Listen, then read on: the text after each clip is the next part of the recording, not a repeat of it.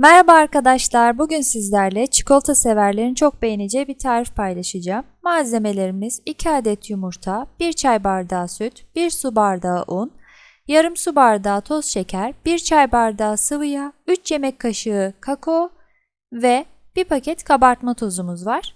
Öncelikle karıştırma kabımıza 2 adet yumurtamızı alıyoruz. Üzerine yarım su bardağı şekerimizi ilave ediyoruz. Ve rengi açılana kadar 5 dakika çırpalım. Daha sonra üzerine süt ve sıvı yağımızı ilave edelim. Biraz daha karıştırdıktan sonra diğer malzemelerimizi ekleyeceğiz.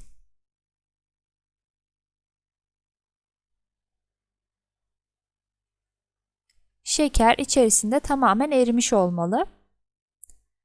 Şimdi kalan malzemelerimizi ilave edelim.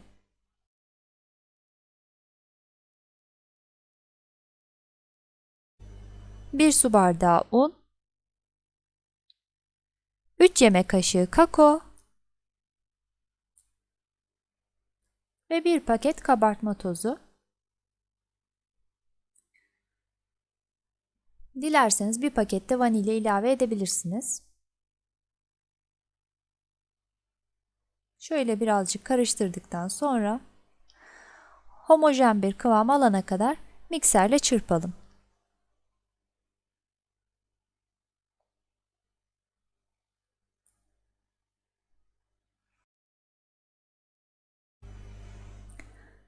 Bu tarif gerçekten çikolata severler için çok lezzetli bir tarif.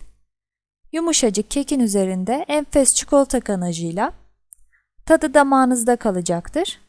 Mutlaka deneyin. Bu şekilde yağlamış olduğum tart kalıbıma hazırladığım kek karışımını döküyorum.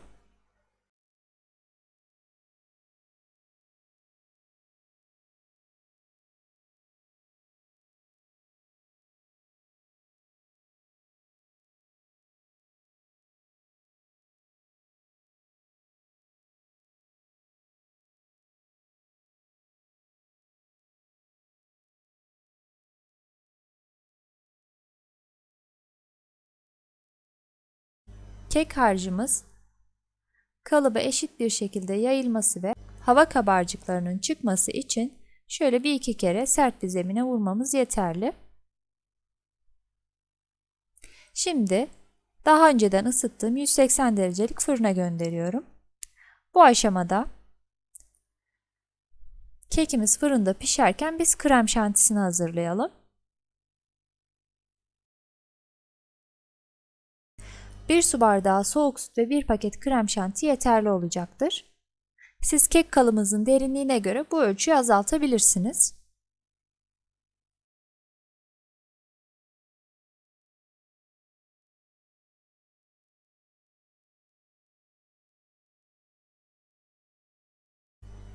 Krem şantiyi de soğuk bir yere alalım.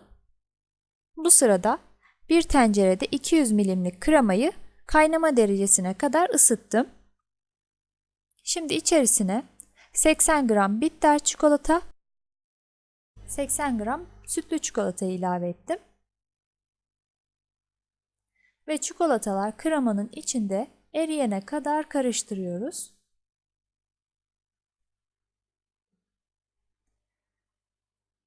Bu şekilde ganajımızı da hazırlamış olacağız.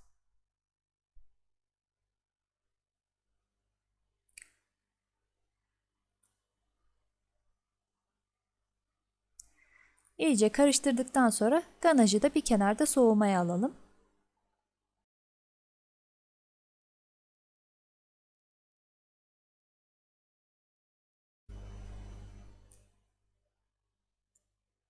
Ve kekim fırından çıktı. Oldukça yumuşak bir kek.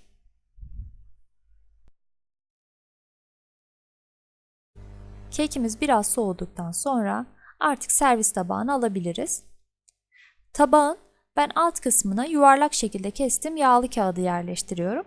Bu şekilde kek tabağa yapışmamış oluyor ve dilimleyip servis etmek daha kolaylaşıyor. Aslında gerçekten yumuşacık bir kek, fakat birazcık sütle ıslatmak onun yaş pasta lezzetine gelmesini sağlıyor. Ve eşit bir şekilde bir kaşık yardımıyla birazcık sütle kekimizi ıslatıyoruz.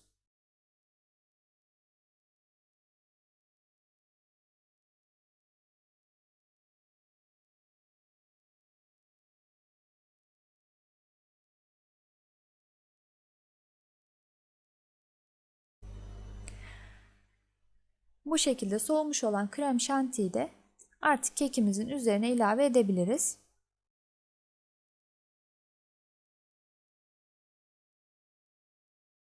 Krem şantiyi kekin ortasını dolduracak şekilde sürüyoruz.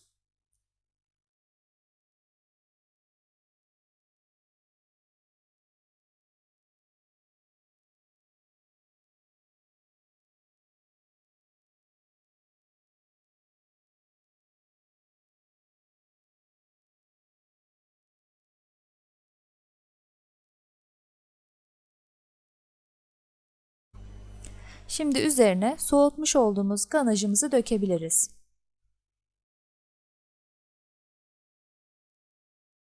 Taşması hiç önemli değil. Fakat yine de dikkatli dökersek daha güzel bir görüntü elde ederiz.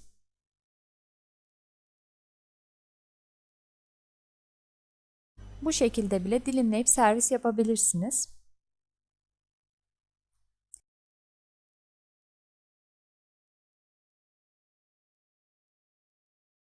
Şimdi süsleme aşamasına geçiyoruz. Ben bu aşamada benmari usulü birazcık beyaz çikolata erittim ve buzdolabı poşetine koydum.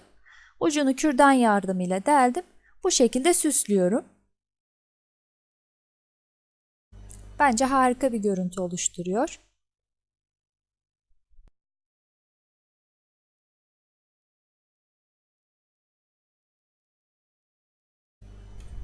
Şık ve gösterişli sunumuyla gün sofralarınıza yakışacak ve misafirlerinize sunabileceğiniz harika bir pasta. Bence denemelisiniz, damağınız şenlenecektir.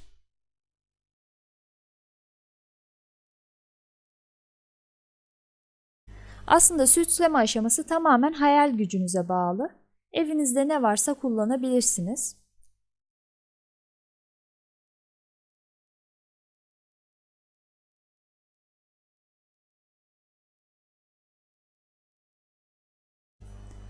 Ben artık son dokunuşları da toz fıstıkla yapıyorum.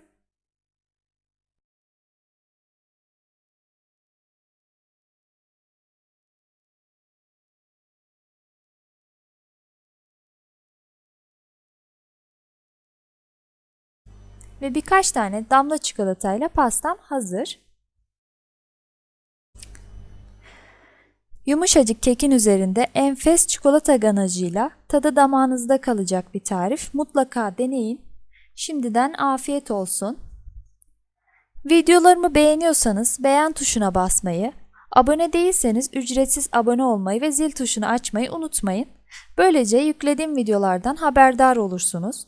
Sormak istediklerinizi yorum kısmından sorabilirsiniz. Bir sonraki tarifimde görüşmek üzere. Hoşça kalın.